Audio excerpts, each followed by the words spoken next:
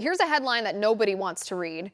Child sex offenders are getting off easy in the state of Minnesota. In some counties in the state, up to 50% of child sex predators aren't even going to jail after sexually exploiting or abusing little children. How does this happen? One of the things we do on this show is we highlight state stories, dangerous legislation or proposed legislation or a lack of legislation at the state level that fundamentally hurts people or deprives people of their inherent rights. Our state spotlight tonight is on Minnesota. Willis Krumholz at the Federalist writes, and I quote, "For criminal sexual conduct involving a child under the age of 13, data shows that in most Minnesota counties, offenders are being given a stay, probation, and no prison time 50 to 60% of the time. Some of these offenders are even receiving a stay of imposition, reducing the crime to a misdemeanor and not required to register as sex offenders. Far too often, the offender is even placed back in the home with the children he victimized," end quote. Predators caught with child pornography are given a stay, no prison time, 90% of the time in most counties in Minnesota. This includes material depicting the rape of toddlers. This should be headline news across the country, but where is the outcry?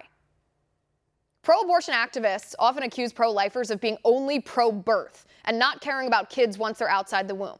They, of course, ignore pro-life adoptive and foster parents, crisis pregnancy centers funded by pro-lifers that help care for women and babies after birth, too, the community and church programs for single moms, individual charity and government safety net programs supported by pro-lifers, the best anti-poverty institution in the nation, marriage, which is championed by pro-lifers and makes children 82% less likely to live in poverty.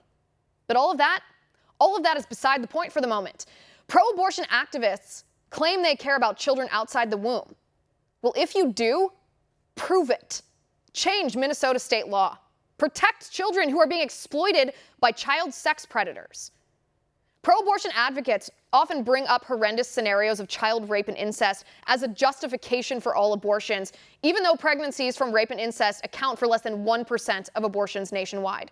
Meanwhile, the state of Minnesota is enabling child sex offenders with a predator-friendly criminal code.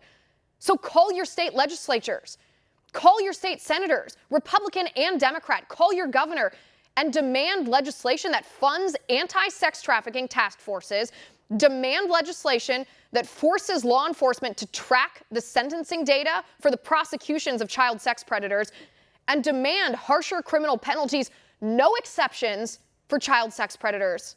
Do it now.